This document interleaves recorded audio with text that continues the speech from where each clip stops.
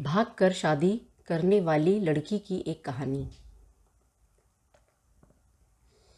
Train के AC compartment में मेरे सामने की सीट पर बैठी लड़की ने मुझसे पूछा, हेलो, क्या आपके पास इस मोबाइल की सिम निकालने की पिन है? उसने अपने बैग से एक फ़ोन निकाला।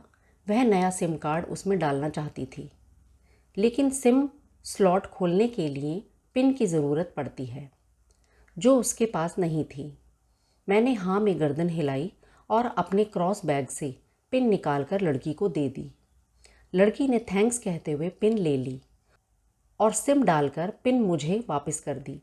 थोड़ी देर बाद वो फिर से इधर उधर ताकने लगी। मुझसे रहा नहीं गया। मैंने पूछ लिया, कोई परेशानी? वो बोली, सिम स्टार्ट नहीं हो रही है। मैंने मोबाइल मांगा, उसने दिया। मैंने उसे कहा कि सिम अभी एक्टिवेट नहीं हुई है, थोड़ी देर में हो जाएगी। एक्टिव होने के बाद आईडी वेरिफिकेशन होगा, उसके बाद आप इसे इस्तेमाल कर सकेंगी। लड़की ने पूछा, आईडी वेरिफिकेशन क्यों? मैंने कहा, आजकल सिम वेरिफिकेशन के बाद एक्टिव होती है। जिस नाम से ये सिम उठाई गई है उसका ब्यौरा पूछा जाएगा, बता देना। लड़की बुदबुदाई। ओह, मैंने दिलासा देते हुए कहा, इसमें कोई परेशानी की कोई बात नहीं। वो अपने एक हाथ से दूसरा हाथ दबाती रही, मानो किसी परेशानी में हो। मैंने फिर विनम्रता से कहा, आपको कहीं कॉल करना हो तो मेरा मोबाइल इस्तेमाल कर लीजिए। लड़की ने कहा, जी फ़िलहाल नहीं, थैंक्स, लेकिन ये सिम किस नाम से खरीदी गई है मुझे नहीं पता। मैंने कहा, एक बार एक्टिव होने दीजिए, जिसने आपको सिम दी है उसी के नाम की होगी। उसने कहा, ओके, कोशिश करते हैं। मैंने पूछा, आपका स्टेशन कहाँ है? लड़की ने कहा, दिल्ली। और आप? लड़की ने मुझसे पूछा। मैंने कहा, दिल्ली ही जा रहा हूँ, एक दिन का काम है। आप दिल्ली में रहती हैं या? लड़की बोली, ना ही मेरा घर है वहाँ। तो मैंने उत्सुकतावश पूछा। वो बोली, दरअसल ये दूसरी ट्रेन है जिसमें आज मैं हूँ और दिल्ली से तीसरी गाड़ी पकड़नी है, फिर हमेशा के लिए आज़ाद। आज़ाद, लेकिन किस तरह की कैद से? मुझे फिर जिज्ञासा हुई, किस कैद में थी ये कमसिन अल्लड़ सी लड़की? लड़की बोली, उसी कैद में थी जिसमें हर लड़की होती है, जहाँ घर वाले कहें शादी कर लो, जब जैसा कहें वैसा करो। मैं घर से भाग चुकी हूँ। मुझे ताज्जुब हुआ, मगर अपने ताज्जुब को छिपाते हुए मैंने हंसते हुए पूछा, अकेली भाग रही हैं आप? आपके साथ कोई नज़र नहीं आ रहा। वो बोली, अकेली नहीं, साथ में है कोई। कौन? मेरे प्रश्न खत्म नहीं हो रहे थे। दिल्ली से एक और ट्रेन पकड़ूंगी, फिर अगले स्टेशन पर वो जनाब मिलेंगे, उसके बाद हम किसी को नहीं मिलेंगे। ओह, तो ये प्यार का मामला है? उसने कहा, जी। मैंने उसे बताया कि मैंने भी लव मैरिज की है। ये बात सुनकर वो खुश हुई, बोली, वाओ, कैसे, कब? लव मैरिज की बात सुनकर वो मुझसे बात करने में रुचि लेने लगी। मैंने कहा, कब, कैसे, कहाँ? वो मैं बाद में बताऊंगा, पहले आप बताओ, आपके घर में कौन कौन है? उसने होशियारी बरतते हुए कहा, वो मैं आपको क्यों बताऊं? मेरे घर में कोई भी हो सकता है। मेरे पापा, माँ, भाई बहन, या हो सकता है भाई ना हो, सिर्फ बहनें हों, या ये भी हो सकता है कि बहनें ना हो और दो चार गुस्सा करने वाले बड़े भाई हों। मतलब मैं आपका नाम भी नहीं पूछ सकता? मैंने काउंटर मारा। वो बोली, कुछ भी नाम हो सकता है मेरा, टीना, मीना, रीना, कुछ भी। बहुत बातूनी लड़की थी वो। थोड़ी इधर उधर की बातें करने के बाद उसने मुझे टॉफ़ी दी, जैसे छोटे बच्चे को देते हैं क्लास में। बोली, आज मेरा बर्थडे है। मैंने उसकी हथेली से टॉफ़ी उठाते बधाई दी और पूछा, कितने साल की हुई हो? वो बोली, 18। मतलब भागकर शादी करने की कानूनी उम्र हो गई है आपकी? वो हंसी। कुछ ही देर में काफ़ी फ्रैंक हो चुके थे हम दोनों जैसे बहुत पहले से जानते हों एक दूसरे को। मैंने उसे बताया कि मेरी उम्र 35 साल है, यानी 17 साल बड़ा हूँ। उसने चुटकी लेते हुए कहा, लग तो नहीं रहे हो। मैंने मुस्करा दिया। मैंने उससे पूछा, तुम घर से भागकर आई हो, तुम्हारे चेहरे पर चिंता के निशान जरा भी नहीं हैं। इतनी बेफिक्री मैंने पहली बार देखी। खुद की तारीफ सुनकर वो खुश हुई। बोली, मुझे उन जनाब ने, मेरे लवर्स ने पहले से ही समझा दिया था कि जब घर से निकलो तो बिल्कुल बिंदास रहना, घर वालों के बारे में बिल्कुल मत सोचना, बिल्कुल अपना मूड खराब मत करना, सिर्फ मेरे और हम दोनों के बारे में सोचना, और मैं वही कर रही हूँ। मैंने फिर चुटकी ली। कहा, उसने तुम्हें मुझ जैसे अनजान मुसाफिरों से दूर रहने की सलाह नहीं दी? उसने हंसकर जवाब दिया, नहीं, शायद वो भूल गया होगा ये बताना। मैंने उसके प्रेमी की तारीफ करते हुए कहा, वैसे तुम्हारा बॉयफ्रेंड काफ़ी टैलेंटेड है।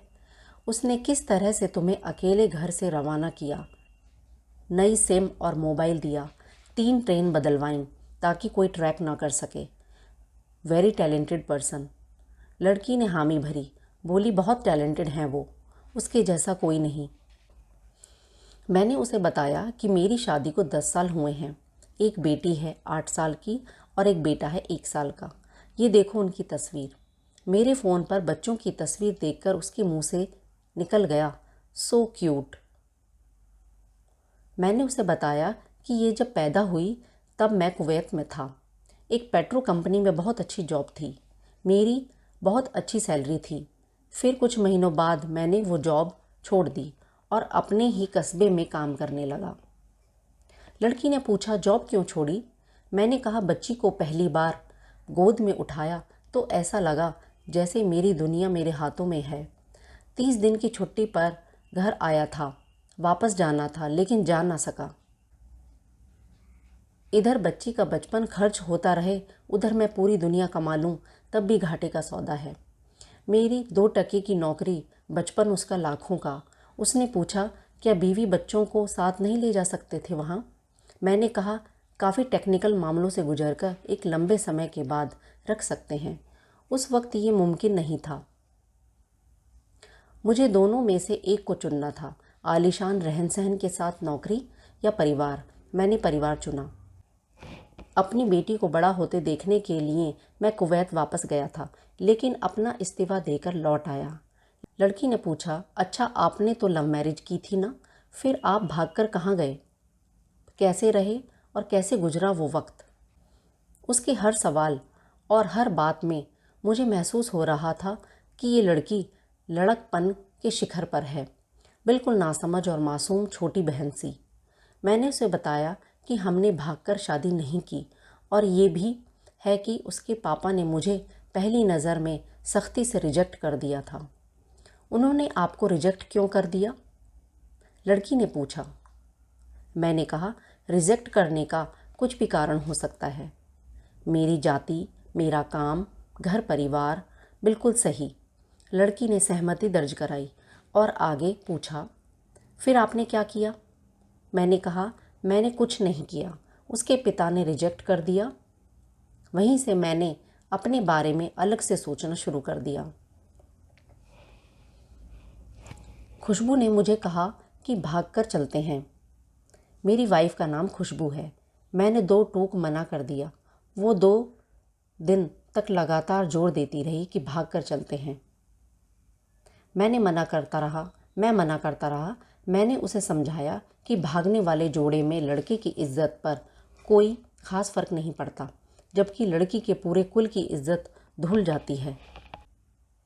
भगाने वाला लड़का उसके दोस्तों में हीरो बन जाता है, लेकिन इसके विपरीत जो लड़की प्रेमी संग भाग रही है वो उल्टा कहलाती है। मोहल्ले के लड़के उसे चालू कहते हैं। बुराइयों के तमाम शब्दकोश लड़की के लिए इस्तेमाल किए जाते हैं। भागने वाली लड़की आगे चलकर 60 साल की वृद्धा भी हो जाएगी, तब भी जवानी में किए उस कांड का कलंक उसके माथे पर से नहीं मिटता। मैं मानता हूँ कि लड़का लड़की को तौलने का ये दोहरा मापदंड गलत है, लेकिन हमारे समाज में है तो ये नज़रिया गलत है, मगर सामाजिक नज़रिया यही है। वो अपने नीचे का होठ दांतों तले पीसने लगी। उसने पानी की बोतल का ढक्कन खोलकर एक घूंट पिया। मैंने कहा, अगर मैं उस दिन उसे भगा ले जाता तो उसकी माँ तो शायद कई दिनों तक पानी भी नहीं पीती। इसलिए मेरी हिम्मत ना हुई कि ऐसा काम करूं। मैं जिससे प्रेम करूं उसके माँ बाप मेरे माँ बाप के समान ही हैं, चाहे शादी ना हो तो ना हो। कुछ पल के लिए वो सोच में पड़ गई, लेकिन मेरे बारे में और अधिक जानना चाहती थी। उसने पूछा, फिर आपकी शादी कैसे हुई? मैंने बताया कि खुशबू की सगाई कहीं और कर दी गई थी। धीरे धीरे सब कुछ नॉर्मल होने लगा था। खुशबू और उसके मंगेतर की बातें भी होने लगी थी फ़ोन पर, लेकिन जैसे जैसे शादी नज़दीक आने लगी उन लोगों की डिमांड बढ़ने लगी। डिमांड मतलब? लड़की ने पूछा। डिमांड का एक ही मतलब होता है, दहेज की डिमांड। परिवार में सबको सोने से बने तोहफे दो, दूल्हे को लग्जरी कार चाहिए, सास और ननद को नेकलेस दो, वगैरह वगैरह। बोले, हमारे यहाँ रीत है। लड़का भी इस रीत की अदायगी का पक्षधर था। वो सगाई मैंने तुड़वा डाली, इसलिए नहीं कि सिर्फ मेरी शादी उससे हो जाए, बल्कि ऐसे लालची लोगों में खुशबू कभी खुश नहीं रह सकती थी, ना उसका परिवार। फिर किसी तरह घर वालों को समझा बुझाकर मैं फ्रंट पर आ गया और हमारी शादी हो गई। ये सब किस्मत की बात थी। लड़की बोली, चलो अच्छा हुआ आप मिल गए, वरना वो गलत लोगों में फंस जाती। मैंने कहा, जरूरी नहीं कि माता पिता का फैसला हमेशा सही हो, और ये भी जरूरी नहीं कि प्रेमी जोड़े की पसंद सही हो। दोनों में से कोई भी गलत या सही हो सकता है। काम की बात यहाँ से ये है कि कौन ज़्यादा वफादार है। लड़की ने फिर से पानी का घूंट लिया और मैंने भी। लड़की ने तर्क दिया कि हमारा फैसला गलत हो जाए तो कोई बात नहीं, उन्हें ग्लानि नहीं होनी चाहिए। मैंने कहा, फैसला ऐसा हो जो दोनों का हो, बच्चों और माता पिता दोनों की सहमति, वो सबसे सही है। बुरा मत मानना, मैं कहना चाहूँगा कि तुम्हारा फैसला तुम दोनों का है, जिसमें तुम्हारे पेरेंट्स शामिल नहीं हैं, ना ही तुम्हें इश्क का असली मतलब पता है। अभी उसने पूछा, क्या है इश्क का सही अर्थ? मैंने कहा, तुम इश्क में हो, तुम अपना सब कुछ छोड़कर चली आईं, ये सच्चा इश्क है। तुमने दिमाग पर जोर नहीं दिया कि ये इश्क है, फ़ायदा नुकसान नहीं सोचा, ये इश्क है। तुम्हारा दिमाग दुनियादारी के फितूर से बिल्कुल खाली था। उस खाली जगह में इश्क का फितूर भर दिया गया। जिन जनाब ने इश्क को भरा, क्या वो इश्क में नहीं है? यानी तुम जिसके साथ जा रही हो वो इश्क में नहीं, बल्कि होशियारी हीरोगिरी में है। जो इश्क में होता है वो इतनी प्लानिंग नहीं कर पाता, 3 ट्रेनें नहीं बदलवा पाता है, उसका दिमाग इतना काम ही नहीं कर पाता। कोई कहे मैं आशिक हूँ और वो शातिर भी हो, ये नामुमकिन है। मजनू इश्क में पागल हो गया था, लोग पत्थर मारते थे उसे। इश्क में उसकी पहचान तक मिट गई। उसे दुनिया मजनू के नाम से जानती है, जबकि उसका असली नाम कैस था, जो नहीं इस्तेमाल किया जाता। वो शातिर होता तो कैस से मजनू ना बन पाता। फरहाद ने श्री के लिए पहाड़ों को खोदकर नहर निकाल डाली थी और उसी नहर में उसका लहू बहा था। वो इश्क था। इश्क में कोई फ़कीर हो गया, कोई जोगी हो गया, किसी माझी ने पहाड़ तोड़कर रास्ता निकाल लिया, किसी ने अतिरिक्त दिमाग नहीं लगाया, चालाकी नहीं की।